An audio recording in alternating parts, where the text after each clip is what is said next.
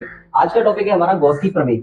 और गॉस की प्रमेय क्या होती है जरा उसके बारे में समझेंगे। गॉस की प्रमेय कह दें या गॉस का नियम कह दें, एक ही बात है। ठीक है, गॉसेस लॉ कह दें या गॉसेस थ्योरम कह दें, बात एक ही है। तो गॉस की प्रमेय क्या होती है कि गॉस की प्रमेय के अनुसार किसी वैद्युत क्षेत्र में स्थित किसी बंद पृष्ठ से होकर गुजरने वाला वैद्युत फ्लक्स जो होता है वो उस पृष्ठ के भीतर उपस्थित आवेश का 1/ε0 गुना होता है। ठीक है, गॉस की प्रमेय बहुत ही इजी है, बहुत ही सिंपल है, बहुत ही सिंपल वे में हम आपको समझाएंगे। और ये चैनल जो है, ये चैनल आपको सभी प्रकार के कोर्सेज जो है वो बिल्कुल फ्री ऑफ कॉस्ट में उपलब्ध कराएगा। ठीक है, थ्योरी भी आपको कंप्लीट मिलेगी बोर्ड के माध्यम से। जिस तरीके से ऑफलाइन क्लासेस चलती है उसी तरीके से इस क्लासेस में, इस चैनल पे आपको सभी प्रकार की वीडियो मिलेंगी। ठीक है, तो स्टार्ट करते हैं हम। गॉस की प्रमेय हम बता रहे थे, तो गॉस की प्रमेय क्या होती है कि किसी बंद पृष्ठ, किसी वैद्युत क्षेत्र में स्थित किसी बंद पृष्ठ से होकर गुजरने वाला वैद्युत फ्लक्स जो होता है वो उस पृष्ठ के भीतर उपस्थित आवेश का 1/ε0 गुना होता है। इस बात को हम यहाँ पे लिखेंगे कि क्या होता है कि किसी या इस गॉस की प्रमेय के अनुसार, गॉस की प्रमेय के अनुसार गॉस की प्रमेय के अनुसार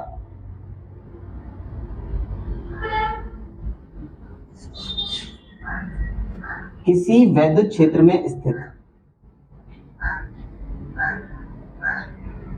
किसी वैद्युत क्षेत्र में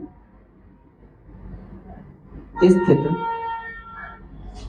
किसी बंद पृष्ठ से होकर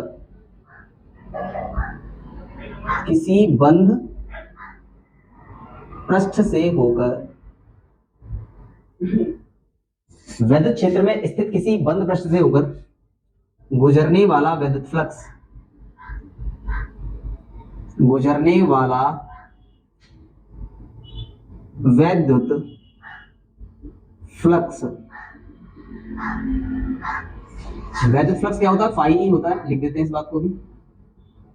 उस पृष्ठ के भीतर,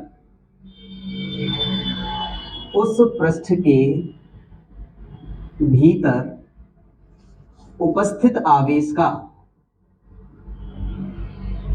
उपस्थित आवेश का 1/ε0 गुना होता है। गॉस की प्रमेय केवल इतनी ही है कि किसी वैद्युत क्षेत्र में स्थित किसी बंद पृष्ठ से होकर गुजरने वाला वैद्युत फ्लक्स उस पृष्ठ के भीतर उपस्थित आवेश का 1/ε0 गुना होता है। अर्थात phi E is equal to 1/ε0 into Q. ये हमारा गॉस का नियम है और यही हमारी गॉस की प्रमेय है। बात यहां तक आपको क्लियरली समझ में आ रही है। अब हम गॉस की प्रमेय का प्रूफ करते हैं, गॉस की प्रमेय की उत्पत्ति करते हैं, किस तरीके से उत्पत्ति होती है इसकी। ठीक है, तो प्रूफ करते हैं।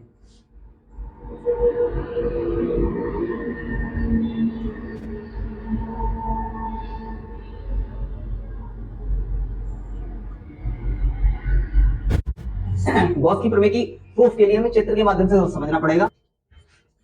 तो अब हम इसको चित्र के माध्यम से समझेंगे। चित्र में हमारे क्या है कि माना कोई बंद पृष्ठ या किसी बंद पृष्ठ का क्षेत्रफल कैपिटल ए है।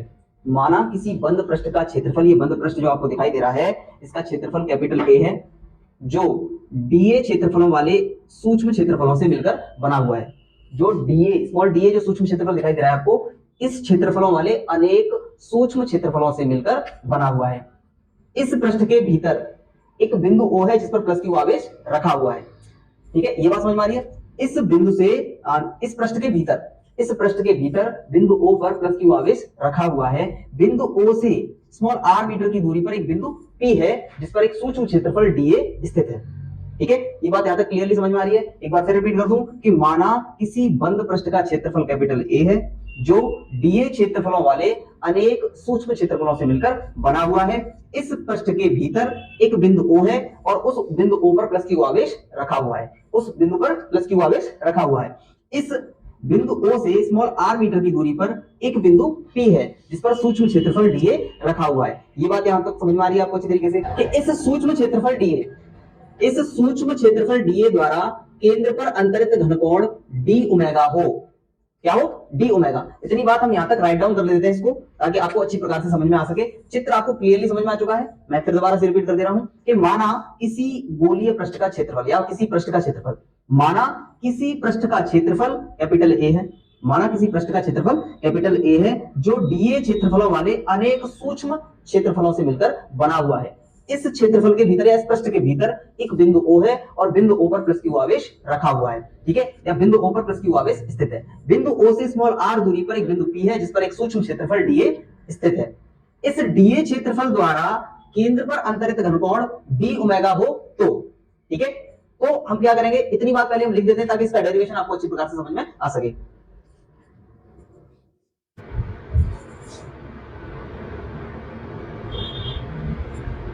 तो जैसा कि हमने आपको चित्र में समझाया वही हमने यहाँ पे लिखा है कि माना एक बंद पृष्ठ का क्षेत्रफल कैपिटल ए है। ये बंद पृष्ठ जो दिखाई दे रहा है इसका क्षेत्रफल कैपिटल ए है जो डीए क्षेत्रफल वाले अनेक अल्फांशों से, अल्फांशों का मतलब क्या होता है, सूक्ष्म क्षेत्रफल, तो जो डीए क्षेत्रफल वाले अनेक अल्फांशों से, डीए क्षेत्रफल जो आपको दिखाई दे रहा है इस जैसे अनेक अल्फांशों से मिलकर ये बना हुआ है। इस पृष्ठ के भीतर बिंदु ओ पर, बिंदु ओ ये रहा, इस पर प्लस क्यू आवेश स्थित है और प्लस क्यू आवेश यानी प्लस क्यू आवेश जिस बिंदु पर स्थित है उस बिंदु से स्मॉल आर दूरी पर एक बिंदु पी है जिस पर क्या करना है, बिंदु पी है जिस पर एक सूक्ष्म क्षेत्रफल डीए स्थित है। इस क्षेत्रफल के द्वारा केंद्र पर अंतरित घनकोण डी ओमेगा है। तो प्लस क्यू आवेश के कारण, प्लस क्यू आवेश के कारण बिंदु P पर वैद्युत क्षेत्र की तीव्रता, वैद्युत क्षेत्र की तीव्रता क्या होती है, किसी बिंदु आवेश के कारण किसी बिंदु पर वैद्युत क्षेत्र की तीव्रता क्या होती है, E बराबर 1/4 पाई एप्सिलॉन 0 इंटू Q/r²। ये बात हमको याद रखनी है, ठीक है। किसी बिंदु आवेश के कारण किसी बिंदु पर वैद्युत क्षेत्र की तीव्रता क्या होती है कि E बराबर 1/4 पाई एप्सिलॉन 0 के, पराविद्युतांक भी लेके चलेंगे तो E बराबर 1/4 पाई एप्सिलॉन 0 के Q/r²। यहां तक बात समझ में आ रही है। डीए क्षेत्रफल जो है हमारा, अब उस डीए क्षेत्रफल से होकर गुजरने वाला वैद्युत फ्लक्स, तो यहां लिख देंगे इस बात को, डीए क्षेत्रफल से होकर गुजरने वाला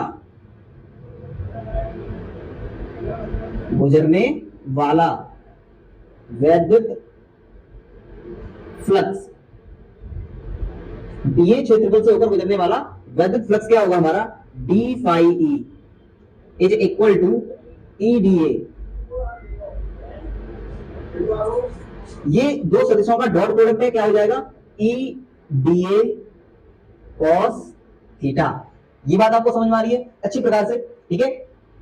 डी फाई बराबर ई डी ए, दो सदिशों का डॉट प्रोडक्ट है, अदिश गुणन है, तो ई डी ए कॉस थीटा होता है, तो ई डी ए कॉस थीटा। आगे ये E की वैल्यू जो दिखाई दे रही है हमें यहाँ पे, यहां से E की वैल्यू इस जगह पे पुट कर देंगे तो डी फाई ई बराबर हो जाएगा हमारा, डी फाई ई बराबर हो जाएगा, E का मान रख देंगे 1/4 पाई, ये Q भी ले लेंगे साइड में तो Q/4 पाई एप्सिलॉन 0 के into D A cos theta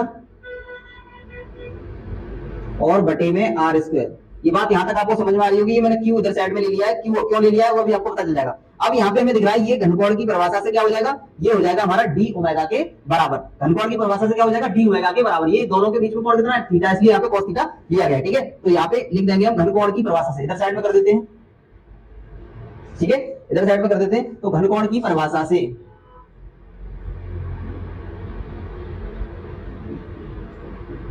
घनकोण की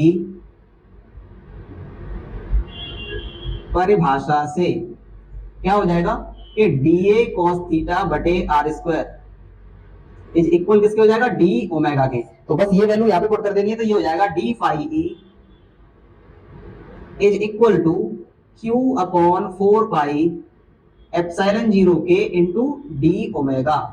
ये बात आपको यहां तक क्लियरली समझ में आ रही है। अब ये हमारा जो फ्लक्स है ये डीए क्षेत्रफल से होकर गुजरने वाला इतना है, डीए क्षेत्रफल से गुजरने वाला जो वैद्युत फ्लक्स है वो इतना है। अब संपूर्ण पृष्ठ से होकर गुजरने वाला वैद्युत फ्लक्स, ठीक है, तो यहां पे लिख देंगे इस बात को कि संपूर्ण बंद पृष्ठ से होकर, संपूर्ण बंद पृष्ठ से होकर